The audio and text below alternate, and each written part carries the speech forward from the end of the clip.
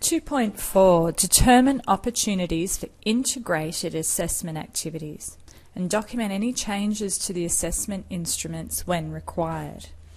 Integrated assessment activities. So what this does is it takes us back to the clustering units of competence documents that we looked at last week in week 3. Remember, we downloaded that, and I wouldn't suggest you print that out. It's about a 90-page document. If you didn't actually print that out in week 3, you can see it here on your PowerPoint in PDF format that you can double click and have a look through. But the basic idea is that we need to look at a whole of job approach. So don't forget, when you're looking at a qualification, in this case we've got a qualification in certificate for training and assessment. So we've got 10 different modules and or units of competency. So each unit of competency has to stand alone for its own statement of attainment.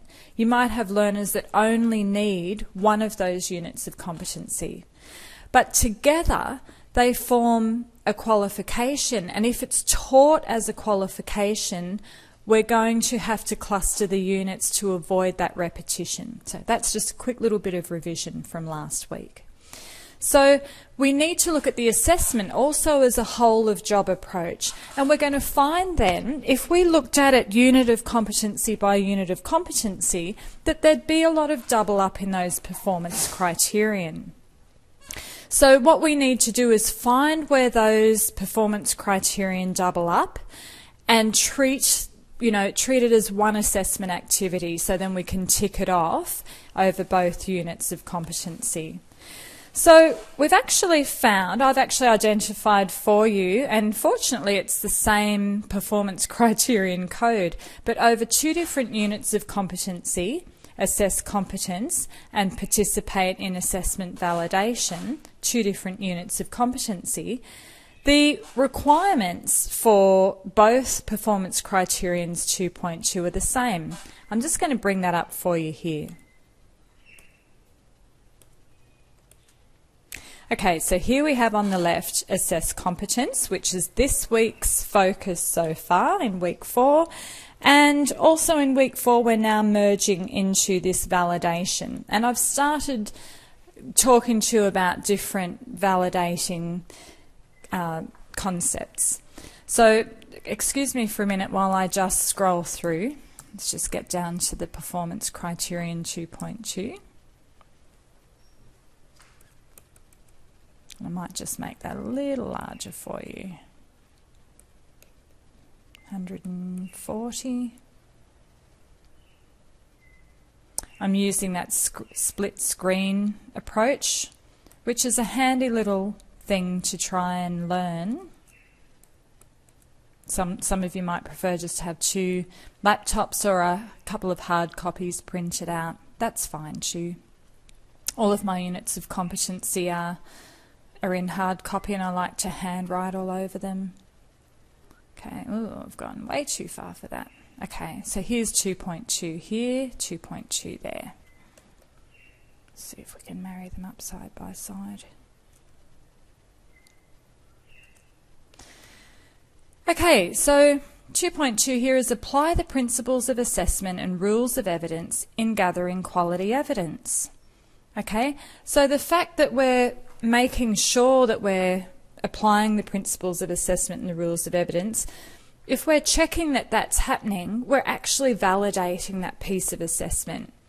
And 2.2 over here is stating actually that participate in validation sessions and activities by applying the principles of assessment and the rules of evidence.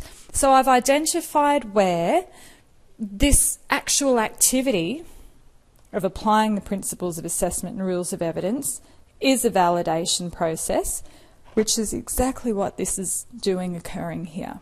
Okay, so I've found an opportunity to integrate one of our activities over the 2 different units of competency, and please play this back a couple of times so it can make sense to you. So what I can do is if I have to document that, I'm actually going to go into this week's unit. I'll just now make that a full page. And I'll show you the technique that I use electronically. So first of all, I'm going to put my cursor on the elements and performance criterion. And I'm going, now this is in a Word document, so Mac users that don't have Word might just have to handprint this out. So I'm going to go into page layouts and breaks and make the section break on this page. Okay, so we now have a section break, and when we section break it, it means we can change the orientation of the page. So I'm going to turn that into landscape, and if I check the page above, fingers crossed, yeah, that stayed as portrait. Now we needed to change it to landscape, so we've got some extra space on the page. And I'm going to put my cursor on this last column in the table, and I'm going to right click, and I'm going to insert columns to the right. Okay, now that's opened up a whole new column for me. And under 2.2, I'm going to map out, just double check which unit of competency I'm in, assessing competence. All right, that's great. So we're actually going to say here, 2.2, we're going to, it's going to be integrated with TAE ASS 403B, which is the Participate in Assessment Validation unit of competency, the same one. Okay, so perhaps I won't teach that in my course here. Perhaps I'll wait till I'm teaching the validation and come back to it. Let me go into the other document.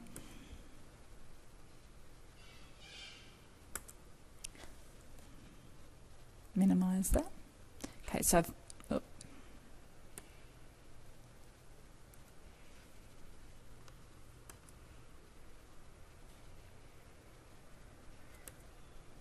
Okay, so I'm just going to repeat that process again for you. This is our Participate in Assessment Validation unit. Put my cursor here, go into page layout, breaks, section breaks on that page, change the orientation to landscape, put my cursor on the table, in the column, right click, insert, columns to the right. There we are. Now under 2.2 here, I'm going to put